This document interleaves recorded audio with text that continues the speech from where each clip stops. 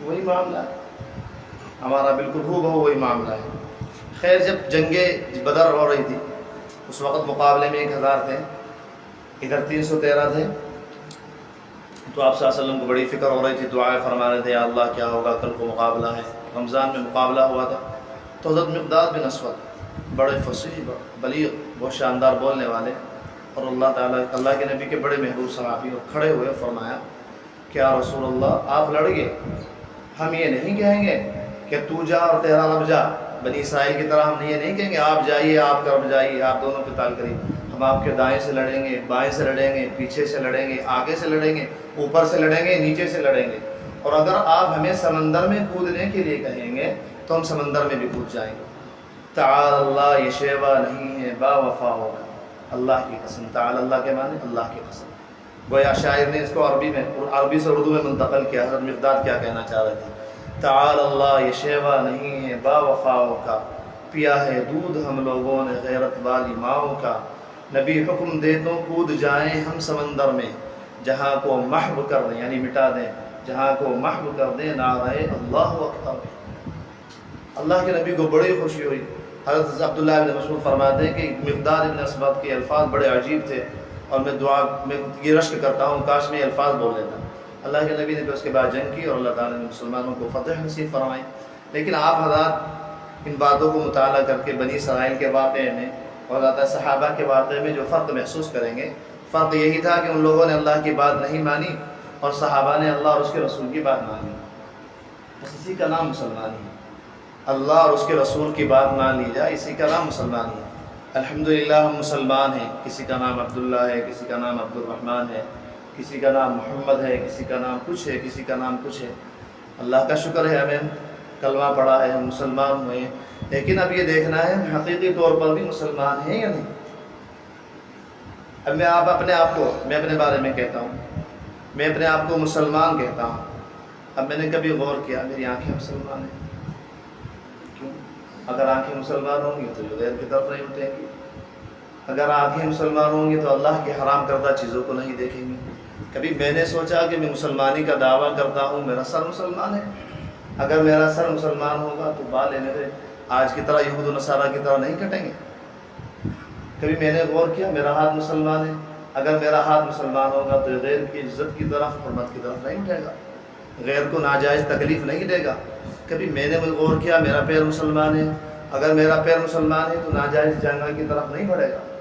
تو آج صرف اگر ہم غور کریں اپنی زندگی میں تو ہم کو صرف یہ نظر آتا ہے کہ ہم 0/0 ہیں۔ ہر موقع پر آنکھ کا میدان ہو، کان کا میدان ہو، زبان کا میدان ہو، سر کا میدان ہو، چہرے کا میدان ہو، ہر جگہ اسلام نظر کہاں آ رہا ہے؟ پوچھئے آپ اپنے آپ سے، سر پہ اسلام نظر آ رہا ہے آج کے مسلمان کا؟ سر سے تو کوئی اسلام ظاہر نہیں ہو رہا۔ چہرے سے اسلام نظر آ رہا ہے؟ چہرے سے تو اسلام ظاہر نہیں ہو رہا۔ لباس سے اسلام ظاہر ہوتا ہے؟ اس سے بھی نہیں ظاہر ہوتا۔ کس چیز سے اسلام ظاہر ہو رہا ہے؟ پھر مسلمانی کس چیز کا نام؟ کبھی غور کیا ہے ہمارے درمیان اور غیروں کے درمیان فرق کیا ہے؟ ما بہ الامتیاز، ما بہ الفرق، ایسی کسوٹی جو ہمیں اور دوسروں کو ایک دم بالکل الگ کر کے رکھ دے کہ یہ سونا ہے، یہ کھرا ہے، یہ کھوٹا ہے۔ تو مسلمانی نام ہے اعمال کا، جب آدمی اعمال قبول کرتا ہے تو اللہ تعالیٰ اسی کا نام مسلمانی رکھتے ہیں۔ ہمارے اور دوسروں کے چہروں میں کیا فرق ہے؟ آج کے نوجوانوں کو دیکھ لی اتنا افسوس ہوتا ہے، بالیاں کانوں میں پڑی ہیں، عجیب طرح کے بال کٹوا رکھے ہیں، کتنا برا حال ہے، جا کے دیکھیے آپ۔ اگر کسی اللہ کے بندے کے دل میں درد پیدا ہو تبھی تو۔ اب لوگ تو سو گئے، بے حس ہو گئے ہیں، نہ خود اپنی پرواہ ہے، نہ اپنے گھر والوں کی پرواہ ہے، غیروں کی پرواہ تو دوسرے نمبر پر ہے نا۔ یا ایھا الذین آمنوا قوا انفسکم واہلیکم نارا، اے لوگوں خود بچو جہنم سے اور اپنے گھر والوں کو بچاؤ۔ کیا حال ہے امت مسلمان، کیا کام نہیں ہو رہے ہیں؟ کیا اللہ تعالیٰ نے ہمیں اس لیے پیدا کیا تھا کہ بس کھاتے رہو، کماتے رہو اور ہمارے احکام کو توڑتے رہو؟ اس طرح تو بہت سی قومیں آئیں اور اللہ تعالیٰ نے سب کو صفحہ ہستی سے مٹا دیا۔ بھی چمی گویم مسلمانم بلرزم، کہ جب میں اپنے آپ کو مسلمان کہتا ہوں تو میں کانپنے لگ جاتا ہوں۔ کیوں؟ کہ دارن مشکلات لا الہ الا اللہ را، مجھے معلوم ہے کہ لا الہ الا اللہ پڑھنے کے بعد کیا کیا ذمہ داریاں میرے پہ عائد ہو جاتی ہیں، مجھے یہ معلوم ہے، اس لیے میں اپنے آپ کو مسلمان کہتے ہوئے کانپتا ہوں۔ یہ شہادت گہ الفت میں قدم رکھنا ہے، لوگ آسان سمجھتے ہیں مسلمان ہونا۔ یہ شہادت گاہ میں اپنے آپ کو قتل کرانا اللہ کے حکموں سے، اس کا نام مسلمانی ہے۔ یہ شہادت گہ الفت میں قدم رکھنا ہے، لوگ آسان سمجھتے ہیں مسلمان ہونا۔ تو عرب ہے یا عجم ہے، تیرا لا الہ الا اللہ لغت غریب، جب تک تیرا دل نہ دے گواہی۔ جب تک دل مسلمان نہ ہو، قلب مسلمان نہ ہو، آنکھیں مسلمان نہ ہو، تو صرف آدمی نام کا مسلمان ہوتا ہے۔ منہ دیکھ لیا آئینے میں، پرداغ نہ دیکھا سینے میں، دل ایسا لگایا جینے میں، مرنے کو مسلمان بھول گئے۔ اذان تو اب بھی ہوتی ہے مسجد کی فضا میں، اے انور۔ اذان اب بھی ہو رہی، اقبال مرحوم کہہ رہے اذان تو اب بھی ہوتی ہے مسجد کی فضا میں، اے انور۔ جس ضرب سے دل ہل جاتے تھے وہ ضرب لگانا بھول گئے، جس ضرب اور درد اور محبت کے ساتھ کہتے تھے اللہ اکبر، اور زمین پر ایک لرزہ طاری ہو جاتا تھا، زمین کا راشا راشا پھدکنے لگتا تھا۔ مقبول کہہ رہے وہ سب بھول گئے۔ مؤذن وہ صدا لگانا بھول گیا، اور سننے والے وہ صدا سننا بھول گئے۔ امام مصلی پہ کھڑے ہو کے وہ نماز پڑھانا بھول گئے، اور مقتدی وہ نماز پڑھنا بھول گئے۔ سنی نہ مصر و فلسطین میں وہ عزا میں نے، دیا تھا جس نے پہاڑوں کو رعشہ سیما۔ سو سجدہ روح زمین جس سے کانپ جاتی تھی، آج اسی کو ترستے ہیں منبر و محراب۔ اقبال کہتے ہیں کہ میں نے مصر اور فلسطین میں جو عالم عرب کہا جاتا ہے، وہاں بھی وہ عزا نہیں سنی جس سے روح کانپ جاتی تھی اور دھرتی کانپنے لگتی تھی۔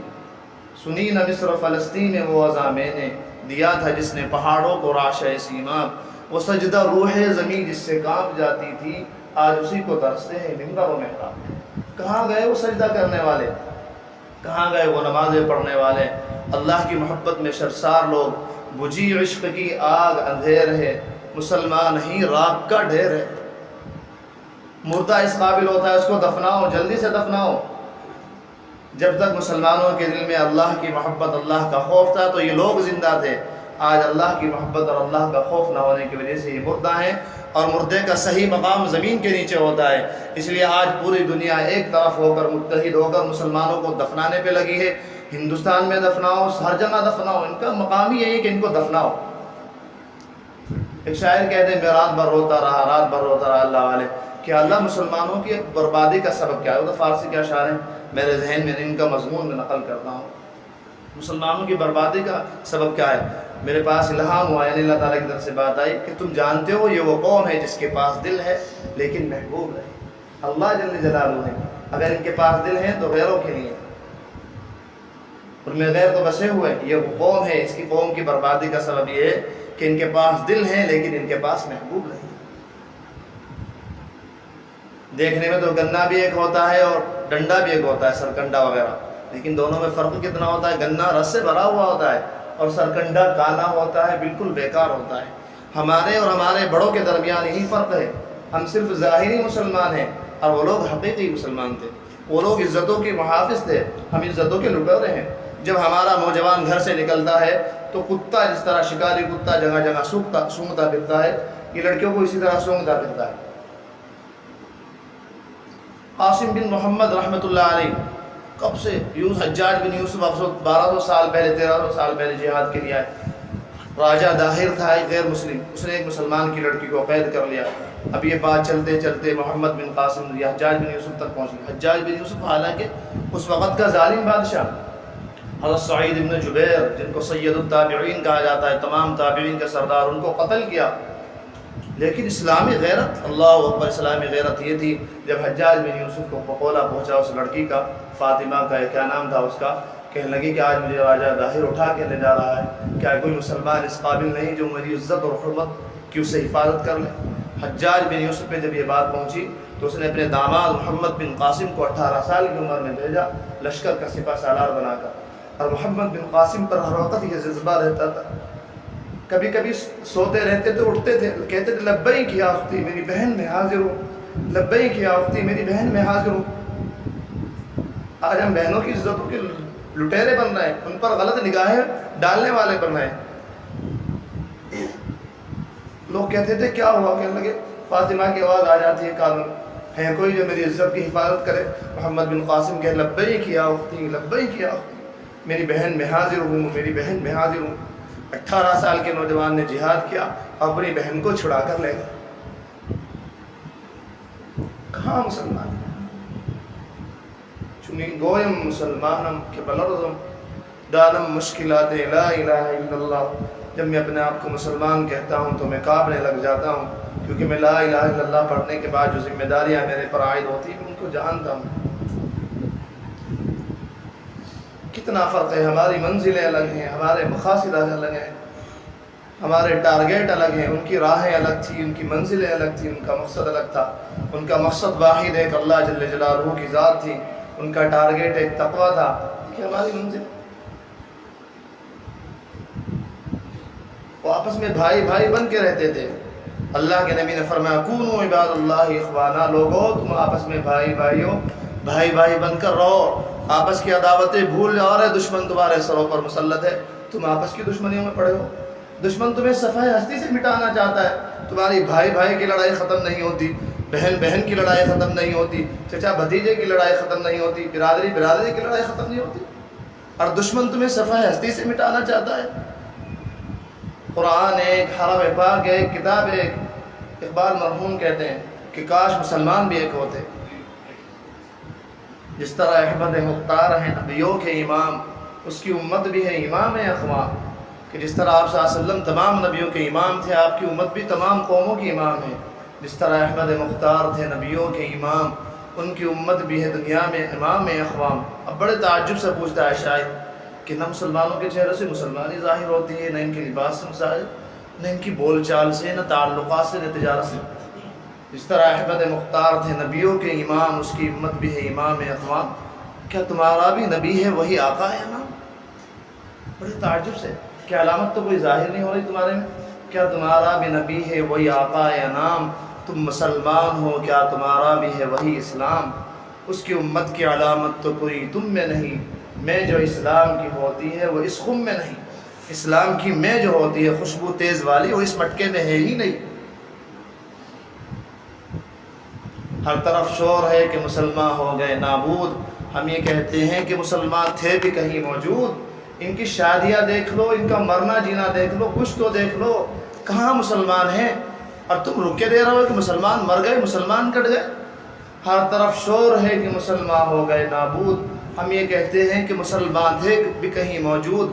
وضع میں ہے یہ نصارہ تو تمدن میں یہ ہنود، یہ ہے مسلمان جنہیں دیکھ کے شرمائے یہ۔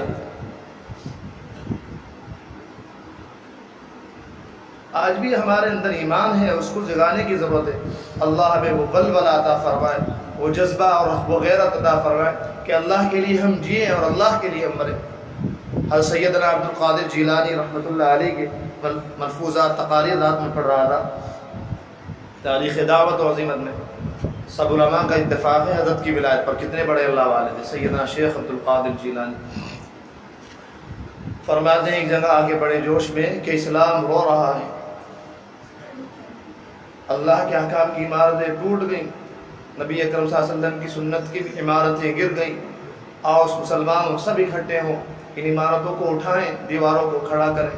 اور آگے جا کے بڑے جوش میں کہتے ہیں یہ کام صرف ہمارے بس کا نہیں، اے دن تو آ، سورج تو بھی آ جا، ہوا تو بھی آ، چاند تو بھی آ، سب مل کے آپ صلی اللہ علیہ وسلم کی سنتوں کو زندہ کریں۔ آج اسلام رو رہا ہے، ہمارے خود کے گھروں میں رو رہا ہے، اللہ ہمیں توفیق دے اسلام کو زندہ کرنے کی۔ اللہ کے نبی صلی اللہ علیہ وسلم کی سنتیں رو رہی ہیں، آپ صلی اللہ علیہ وسلم بلا رہے ہیں تعال تعال، آ جاؤ، آؤ میری طرف آؤ۔ اے خاصان رسول وقت دعا ہے، امت پہ تیری آ کے عجب وقت پڑا ہے۔ جو دین نکلا تھا بڑی شان و شوکت سے، وہ اپنوں میں غریب الغربا، اپنوں میں بالکل اجنبی ہو گیا۔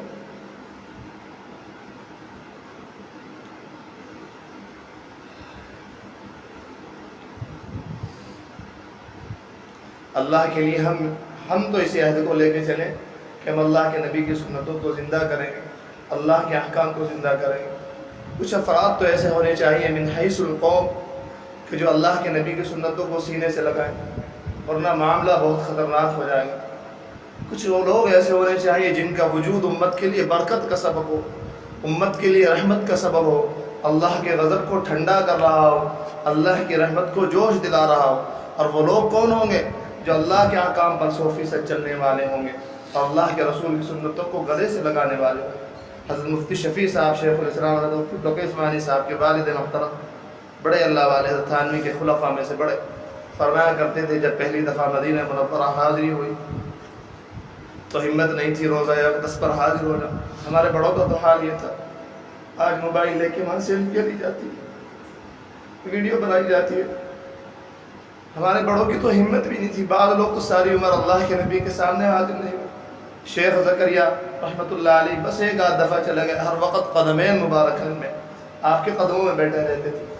حضرت سید یوسف بن نوری نے فرمایا کہ حاضری دیتے، کہنے لگے ہمت نہیں ہوتی۔ آج وہاں سیلفیاں لی جاتی ہیں، فوٹو کھینچے جاتے ہیں، ویڈیو بنائی جاتی ہے۔ اللہ تعالیٰ فرماتے ہیں قرآن میں، دیکھو اللہ کے نبی کے سامنے آواز بھی بلند مت کرنا ورنہ تمہارے سارے اعمال ہم حبط کر دیں گے، سارے اعمال کو غارت کر دیں گے۔ فرماتے کہ ہمت نہیں ہو روزہ اقدس پر حاضر ہونے کی۔ ایک دفعہ دور سے سوچ رہا تھا اللہ تعالیٰ مجھے بھی ہمت دے، اب اسی کشمکش میں تھا، رو رہا تھا کہ میں اللہ کے نبی کے قریب ہوتے ہوئے بھی دور ہوں، یعنی مدینہ منورہ میں۔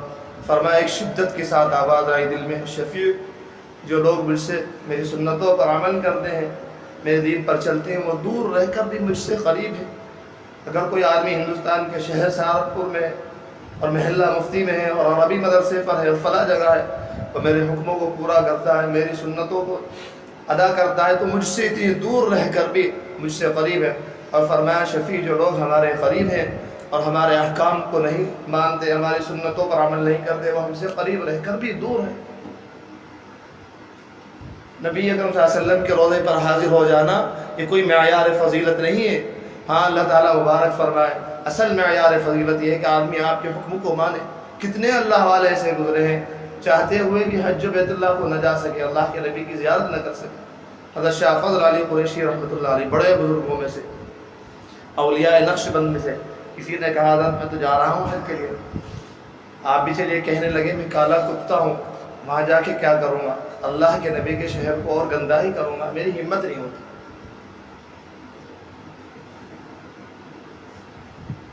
اللہ کے نبی کی نسبتوں کی اس طرح لاج رکھتے تھے۔ بھائی کہتا رہتا ہوں میں بھی، میرے میں بھی بہت کمزوریاں، کہا دھیرے جاتا ہے۔ اللہ تعالیٰ مجھے بھی عمل کی توفیق دے دے۔ اور ہر آدمی اپنے بارے میں خوب جانتا ہے، بولنا بہت آسان ہوتا ہے، سننا بہت آسان ہوتا ہے۔ بولنے والوں کو بڑی لذت ملتی ہے، سننے والوں کو بڑا مزہ ملتا ہے۔ آنسو بہانے آسان، رونا آسان، افسوس کرنا آسان، عمل میدان میں ثابت قدم رہنا مشکل، سڑکوں پر نگاہیں بچانا مشکل، زبان کو جھوٹ سے کنٹرول رکھنا مشکل، غیبت سے بچانا مشکل۔ اسے ایک واقعہ سنا کر بات ختم کرتا ہوں۔ سن رکھا ہوگا آپ نے، جو لوگ یہاں آتے ہیں وہ سنتے رہتے ہیں۔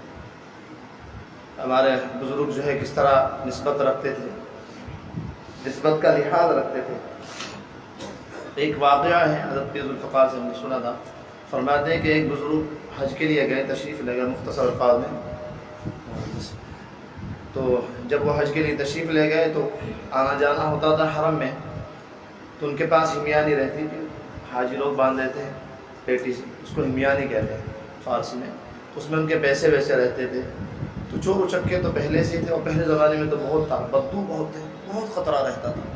حتیٰ کہ بعض مرتبہ کوئی قافلہ مکے سے مدینہ منورہ جاتا، مکے سے مدینہ منورہ کا راستہ بہت خطرناک تھا، جگہ جگہ بدبو پڑے رہتے تھے، یعنی حبشی لوگ، گاؤں کے رہنے والے، حتیٰ کہ بعض قافلے کے لوگوں کو قتل کر دیتے تھے، اتنا بدامنی کا زمانہ تھا۔ اللہ نے ہمارے دور میں تو امن ہی امن، اللہ کا شکر ہے۔ تو اس وقت بھی وہاں چور اچکے لوگ تھے، کیونکہ کئی سو سال پہلے کا واقعہ ہے۔ تو وہ جاتے آتے حرم، تو کسی چور نے محسوس کر لیا کہ ان کی ہمیانی میں پیسے ہیں۔ اب جب وہ اگلی دفعہ آیا حرم میں نماز کے لیے، تو اس نے وہ ہمیانی ان سے چھینی ہے۔ کس طرح تاریخ، اللہ والے تو بس ہوتے بھی ذرا ایسے ہی، زیادہ مخلوق دنیا کی طرف توجہ نہیں دیتے، وہ تو بس در گزر۔ تو خیر ہمیانی ان کی اتاری ہے۔ اب جیسے ہی وہ ہمیانی اتار کے بھاگنے لگا، حضرت نے تو کوئی توجہ نہیں فرمائی، کچھ ہی دور چلا تھا کہ اندھا ہو گیا۔ حضرت تو آئے، حرم شریف میں نماز پڑھی، پھر واپس ہو گئے۔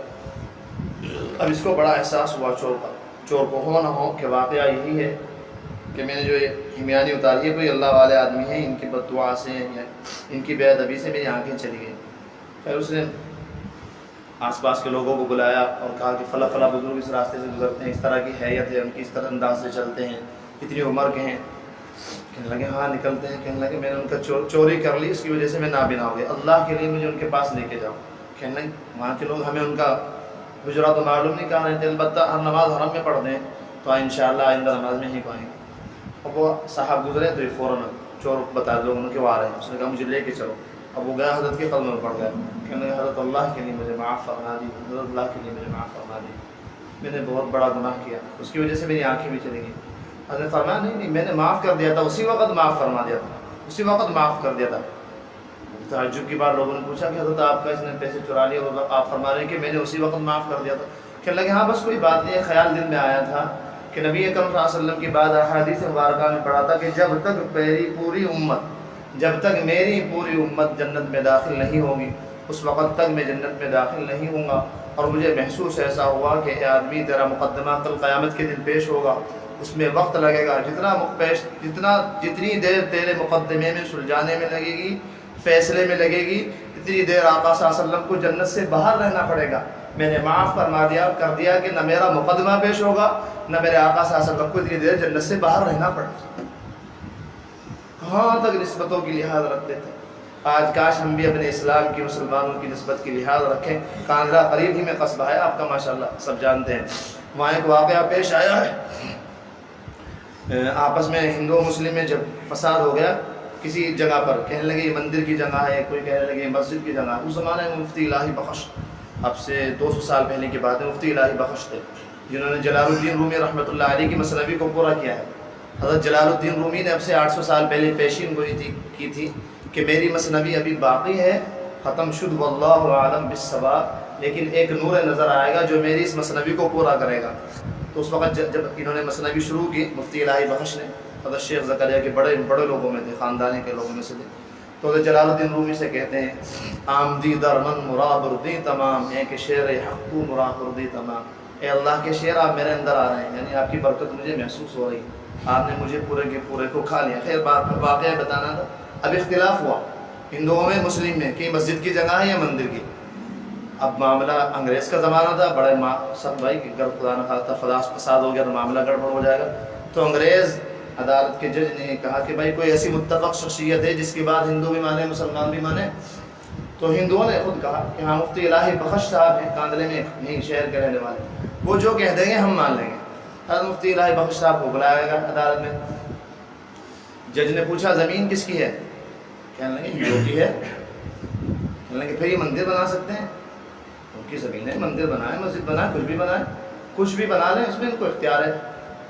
مسلمان چپ خاموش، مسلمانوں کا چہرہ اتر گیا۔ پھر یہ فیصلہ ہو گیا، جج نے فیصلہ لکھا کہ ہندوؤں کی زمین ہے، لیکن ایک فیصلہ آگے لکھا کہ آج مسلمان تو ہار گئے، اسلام جیت گئے۔ آج دنیا کے نامدار مسلمان، فارمی مسلمان ہار گئے، لیکن ایک اللہ والے مسلمان نے اسلام کو جتا دیا۔ اور اس کا نتیجہ پھر کیا نکلا؟ جب حقیقی طور پر آدمی مسلمان ہوتا ہے، سارے ہندوؤں نے کہا کہ ہم توبہ کرتے ہیں اور اسلام قبول کرتے ہیں، آپ کے ہاتھ پہ اسلام قبول کرتے ہیں مفتی صاحب، اب ہم اپنے ہاتھوں سے مسجد اللہ کا گھر بنائیں گے۔ جب حقیقی طور پر مسلمان تھے تو یہ تھے۔ اللہ تعالیٰ ہم سب کو حقیقی مسلمانی نصیب فرمائے۔ فرماتے ہیں اذ قال موسیٰ لقومه اذکروا نعمت اللہ علیکم اذ جعل فیکم انبیاء وجعلکم ملوکا وآتاکم ما لم یؤت احدا من العالمین، اے میری قوم اس مقدس سرزمین میں داخل ہو جاؤ جو اللہ نے تمہارے واسطے لکھ دی ہے، اور اپنی پشت کے بل پیچھے نہ لوٹو ورنہ پلٹ کر نامراد ہو جاؤ گے۔ وآخر دعوانا